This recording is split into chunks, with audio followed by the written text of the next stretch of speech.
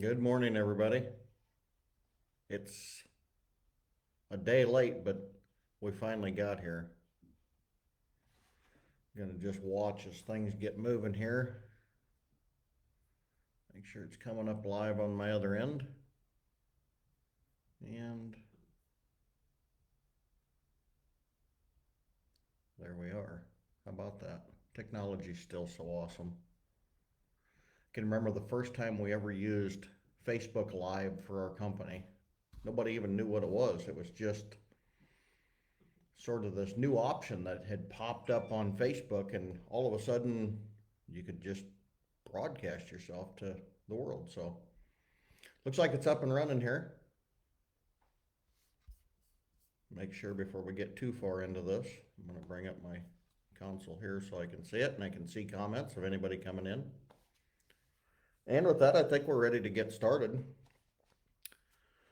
We had a auction yesterday over in south central Iowa down at Creston for the Jim Baker estate, and might just comment on that a little bit before I get too far into it. We had a really good turnout. I think Tom told me last night around 165 total bidders, and then I don't think that number included a couple of our offsite bidders. So probably actually up closer to the 190 range for that particular auction. It's pretty good because when we look at those pieces of equipment and kind of break them down by the demographic and the number of people they're going to attract, there was about 10 really high-end pieces on there and 190 bidders. So that's a pretty good statistic. It also showed us that there is still good demand for good farm equipment. And we had a mix of things. If you happen to watch my live yesterday morning, we had a mix of things on that particular auction. Some of it was really, really old and not all that valuable. Some of it was really medium range. Some of that stuff that works really good for those farms that hobby farms, 4-H farms, some of that older, smaller equipment that they don't make it anymore, and some of it can be pretty hard to find, but a pretty good mix of that type of stuff, feeder type equipment. And then a pretty good line of farm equipment, 4440, 4430 tractors, 3020, 3010 tractors, um, nice livestock trailer, high speed or high capacity hay rake, baler. Went really well. Had a really, really good auction. A lot of compliments from the crowd, how pleased and impressed they were with the process that DreamDirt has on the ground. So, and what was really awesome was we got to do it just after some rain. Little secret here, and I know some of them will be watching, but I love selling to farmers after it rains. They're always in such a good mood. And, all of us are. Even auction employees are in a good mood after rain, especially after what happened to us this summer. Just drought again. It was all back to 2012, the most recent drought we can all remember. Man, it was dry. And I'd happened to go up to Duluth with my family, left, and it was dry, big cracks in the ground, came back, and there was mud on the ground. It was a pretty good feeling. Going into that, doing a big live auction for machinery, it was just a nice feeling to feel the ground wet. There was a lot of mud yesterday. I think every time somebody mentioned mud, they did it with a smile on their face. Nobody grumping about the mud. They're just, it was there. We dealt with it. Nobody didn't hear one complaint about the mud all day long. So that was a really, really good thing. Been a tough year when it comes to the weather and the craziness. It's 2020, I think, is going to be one of those years we all remember. And we all have one of those in our life. Some one year we had, some years stick out. 1997, I got married to the most beautiful woman on the planet. Never going to forget that year. 2009, my first child was born. Never going to forget that year. Um, there's just those years that stick out for whatever reasons they are, and 2020 is going to stick out for some different reasons. So let's talk about cognitive function and bidding at land auctions. Kind of a big word, probably something you've heard before. Even I had to go back and research and figure out what I was doing, but I want to tell the story about how I ended up researching this subject so much for our business and just for my own understanding. It just makes me a better auctioneer, and it makes me better understand my clients and my customers and who I'm dealing with and what they're experiencing. But at one one time I happened to be driving down Highway 20, and all of my employees have heard this story so many times. If any of them are watching, they're probably going to hang up right now and not listen to it. But this is such an important thing to me, and I could relate many other life experiences to it as well. But this one particular one is the one that really sent me running to learn and figure out what is this. As I was driving down the road, Highway 20 across Iowa, they made it all four lane. I'm driving across the four lane. It's wintertime. It's foggy. It's hovering right at that 33 degrees. Any second the ground's going to freeze, and any second we're all going to go sliding. You just have all of this in the back of your head. I'm really wanting to get home and see my family. I haven't seen them in 3 or 4 days. I'm tired. It's just one of those, and the weather outside is crazy. I've got, about 100 miles left to cover through this fog and these roads, and I finally get to go home and see the babies and see mom, and it's going to be awesome. So as I'm doing that, I get to one particularly kind of stressful point in the trip where it's foggy and the roads are just right at that slick spot. I'm worried about people behind me going too fast, and I'm worried that somebody in front of me is going too slow. None of us are coordinating with each other because we're all just a bunch of strangers on a highway trying to get somewhere. And that just kind of that constant tension is in my brain of, that feeling there could be a semi right behind me. There could be a car right in front of me and I don't know it. So you're constantly like trying to pay attention forward and backward at the same time. And I have the radio playing, and at a point when it just became so stressful in my mind, I reached over to turn the radio down so that I could see better, hoping that would help me see better. Now, I didn't consciously think I'm going to go turn the radio down so that I can see better, but I thought it in my head, and I knew the moment I turned it down, sort of this thought hit me like, why in the world did I do that? And I also knew it wasn't the first time I'd ever done that or something similar.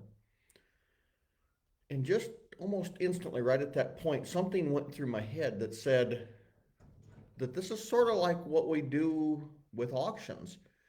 In some way or somehow, there's some connection to what we do in auctions. And I don't really understand or know why I thought that. But I did think, why in the world did I turn the radio down to be able to see better? Your ears and eyes are two completely different things. That doesn't make sense. So as I got home from that trip, that I had that nagging thought in the back of my head that there's something to that. Why in the world do you do that, to turn something down to make your ears clearer, to make your eyes better, and it's not, it just doesn't work that way. So I started doing some research and I started really digging into this. And again, with this thought that somehow this relates to what we do in auctions. And essentially, I come across the term cognitive function. And I began to research cognitive function. And there's not a lot of specific information on how cognitive function relates to auctions, but there's tons and tons of psychological and medical scholarly type research on it that you could read and read and read and forever. So, and I did. And I learned a lot of things. And essentially, in that particular example, I'm not the only one to have sort of had that experience, like where you do that and then you walk away wondering, why in the world did I do that?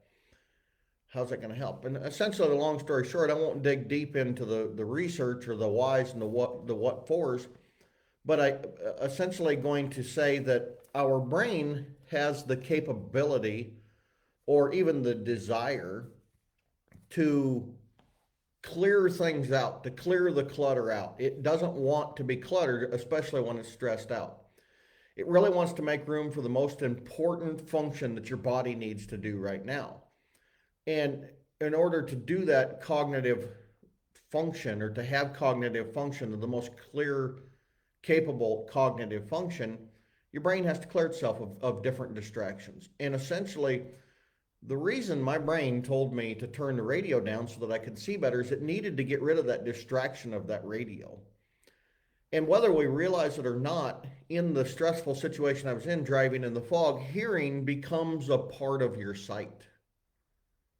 Doesn't make much sense. But when you stop and think about people that have blindness, they often rely on their ears to sense some of those things that your eyes normally would. And now think about it. If a car was speeding towards you, the first thing you're going to experience is the sound of skidding tires, or some sort of a sound that may warn you before your eyes actually catch it, and especially as it relates to behind you where your eyes don't work. All of a sudden, this became so much more clearer to me why I had done that is that our ears are sort of the eyes of the back of our head. And we have these built-in instincts that we don't know and we can't consciously really think of because they just happen to us and they've been happening to us all of our lives and we don't. Now, I want to throw another term out, and that's cognitive ability, which is different than cognitive function. Cognitive function really is just talking about our own functions, what's happening inside of our own body, up here above the neck. Cognitive ability, as you might imagine, is a reference to the different levels or abilities that we have as humans. Some people have more ability and some people have less ability. Let's just say it that way, okay? And those become things that you can actually sharpen. And our cognitive ability actually declines over time. So it's not a set, static thing that you have. It's going to decline over time or increase as we age. So from our young ability, you know, I have young children at home, so trust me. I have one 3-year-old that doesn't have a whole lot of cognitive ability. She's just willing to do pretty much about anything that she wants to do, and she doesn't have much ability about that. Now I've got a 10-year-old who I can see more of those things developing in. So at a point, you know, they develop up to a certain point, and that's going to be largely just based on what we experience and the foundation that we get in life from our parents and those people around us. And then for a large portion of our life, it's probably going to be about static, unless you're the type of person that's working on those types of things and trying to improve them. And then at a point in life, it's going to decline, that cognitive ability. So those things are two different things, and your cognitive ability really is going to affect your cognitive function. Of course, you know, it's sort of a matter of a bucket can only fill up to the first hole. And when you talk about cognitive ability and function, your function is going to be limited by your ability. It's going to be sort of the weak link, I guess. You would say it's only going to be as good as the weakest link in there. So how does this stuff relate to auctions? This is what really becomes important, and this is what really is, I guess, the exciting part of it for me. And that is that after learning all of this and doing the research and learning more, and I still have not stopped learning more today, and I'm by no means an expert on it. I don't believe any person is an expert on cognitive function in auctions or bidding in auctions. It's one of those things that you'll spend a lot of your life just learning about and, in my case, just being interested in it. There's just a lot of things to be able to learn and to experience yet. So how it relates to auctions. When we get into auctions, we have a lot of people in a room. You know, typically we're looking at a live auction, just lots of people in a room.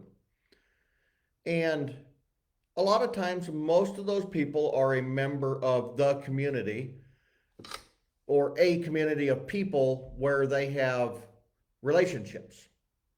They have maybe children that go to the same schools. They might have parents that are friends and work together. They might be on the school board association together. They could go to the same churches. They really could. I apologize for you guys getting that light back there. That thing can be kind of annoying, but it's supposed to light me up so that I can actually see better. So they might belong to all these same associations. They're friends. Their kids go to school together. And they go into this room and they're going to compete for this $1 million asset. You know, sometimes it's $500,000, sometimes it's several million. And they all of a sudden have this stress. They have this worry of all of these things. And it's not just one thing, it's a lot of things. It's all of a sudden everything running through their mind. Now, if you stop and think about that, that is all of a sudden, that is just like driving in the fog for me. That was a lot like that moment of fear where I'm worried about that semi behind me and I'm worried about the car in front of me driving too slow. All of a sudden it makes sense to me as an auctioneer, all of the experiences that I've had and all the people that I've seen where they're stressed out or they just give up and they just quit. or maybe they didn't perform as well as you thought they were actually going to perform. And it didn't make sense. All of this research all of a sudden came together for me to help me understand those things. Now, when a bidder comes into this room and he is in that particular stressful situation where he is saying to you, no. They say a confused mind always says no. That's something that's different, and I've talked about that a lot. A confused mind says no. That's not necessarily a stressful or a stressed out mind. It is a confused mind, and that's something a little bit different than what we're doing. That more relates to our literature and how we present the auction and how we present the rules and all of those things. That really is sort of a different sort of thing. What we're talking about here more is just the stressful part of the experience. Wondering, what is my broker or what is my banker going to think? You know, what is my wife going to think? If I bid more, what is the community going to think? Are they going to be are they going to make fun of me? Am I going to look foolish for spending this kind of money? Am I going to make somebody angry? You know, Jim across the room is bidding on this farm. I've always respected him. Our family has always been friends. And now if I bid against him, I'm afraid that he's going to be upset at me. That introduces so many things into an auction that your mind all of a sudden isn't working right. Your mind all of a sudden has to deal with that annoying stress and that doubt that those types of things are going to create. And all of a sudden people back off. And now today I can look back and I can say one thing. That really means one thing in terms of bidding on land auctions for people. It means they can't perform to their maximum ability. It means they can't perform where they want to. They all of a sudden make choices that are based on pecking order rather than on their own economic benefit. Essentially what we're talking about is bidding behavior. And bidding behavior is something that's extremely important to a seller. You know, the seller who typically goes into an auction wants to achieve the highest and best price. That's what they want to do. Does the choice of auction type make a difference? In some situations, it's going to. It's sort of like buying insurance, I guess, in my own opinion, in the fact that as you buy insurance for something that might or might not happen, auction choice really is sort of like that, something that might or might not happen. And that's how cognitive function relates to it, might or might not happen. I'm not saying this exists in every auction and every experience, but I have seen it exist. Now, here's the problem. If it exists in your particular auction, it hurts you and only you. It might not exist in the next 10 auctions. And there's no way really to predict those types of things because every person is different. Every situation is different.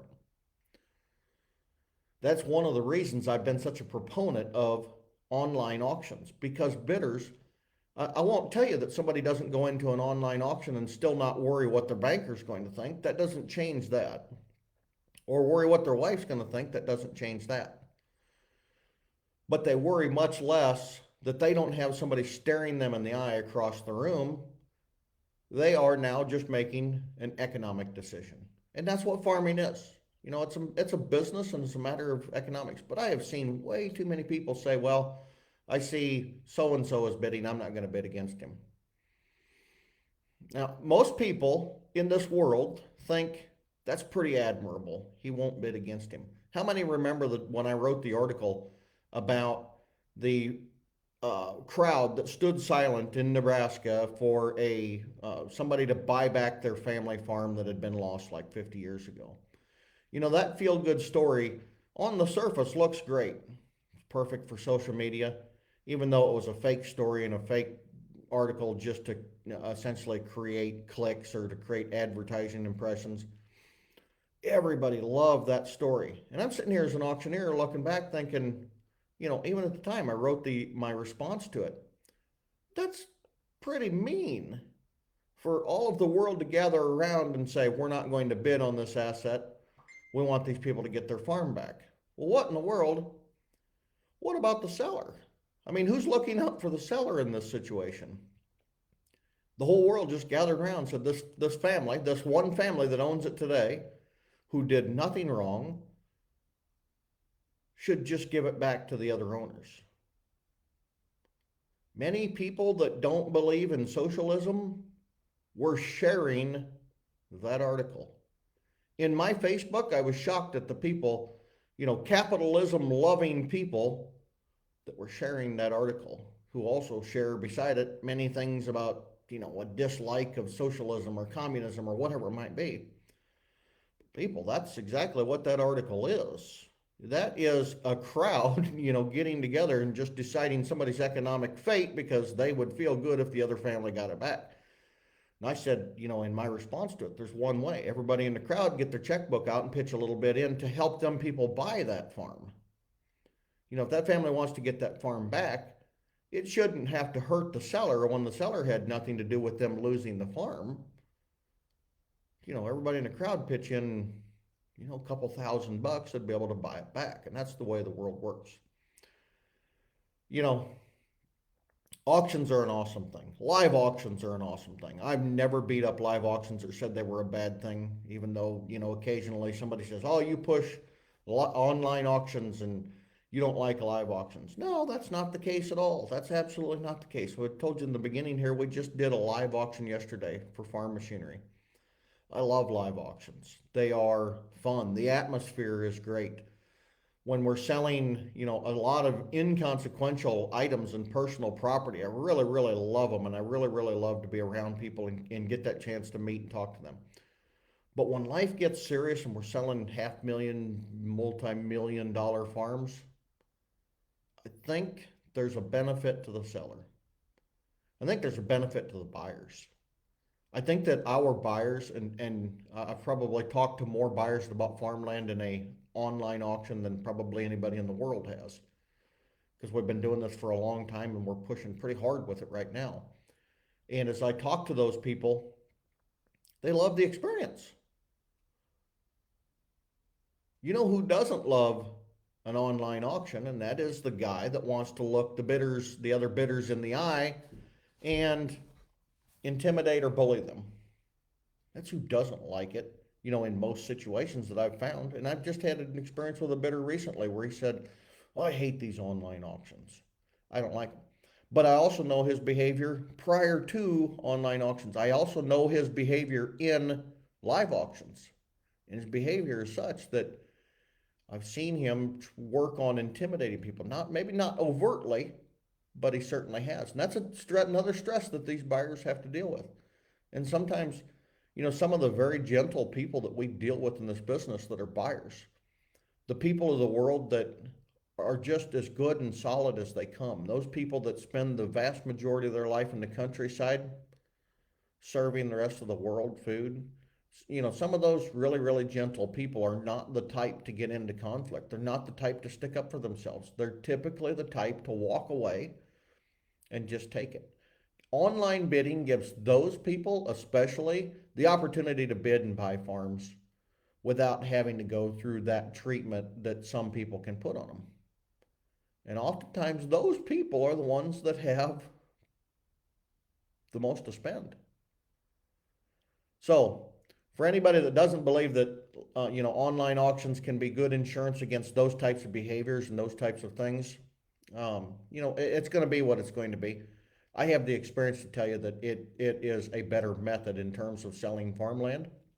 But I won't tell you there's anything wrong with live farmland auctions either. I've done many of them, and I expect that we'll still do more of them. There isn't anything, you just don't have that insurance there. But again, I told you earlier on, doesn't mean that it exists in every situation either. It doesn't mean that these things are going to play out in every situation.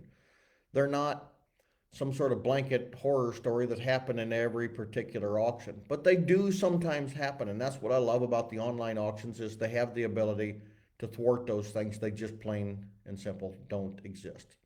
I also believe that's one of the reasons our online auctions have been so successful for farmland.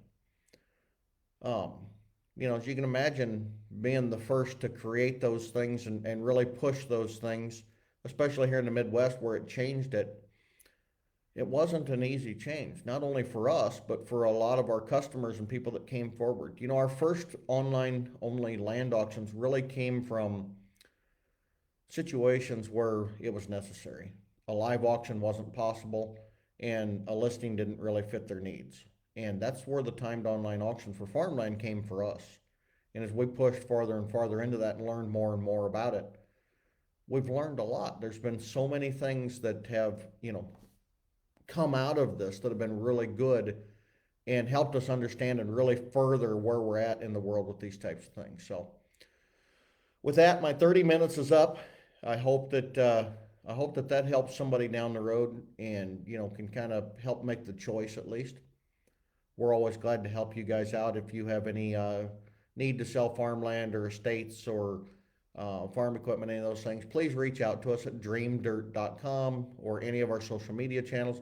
You can always email me, jason@dreamdirt.com, or my cell phone is 515-537-6633. And I always look forward to hearing from you guys anytime, day or night. Any of my agents are also more than happy to help you. You can go to DreamDirt.com, click on team, and find the whole list of them there. So with that, till next week, we'll be back here Wednesday with the entire team, Wednesday morning at 10 a.m. For those of you that watch that live. This week, we're going to be talking about what is an auctioneer. Rachel Hoy, there's Mike Brandley, one of the legends of the auction industry. For next week, this week, we're going to be talking about what is an auctioneer. And that's kind of a complicated question. It's going to be more complicated than you imagine that it's going to be. So we're going to talk about that. For those of you that watch Rachel's presentation on her Rachel Hoy farm agent page, that is on Tuesdays. And she talked a little bit about this last week, which kind of gave me the idea that I think that that's something that we should tackle a little bit at DreamDirt and talk about what is an auctioneer, what is an auction, because even there's some information there that might surprise you just a little bit of what those things are. So with that, I really appreciate you guys watching. We'll be back next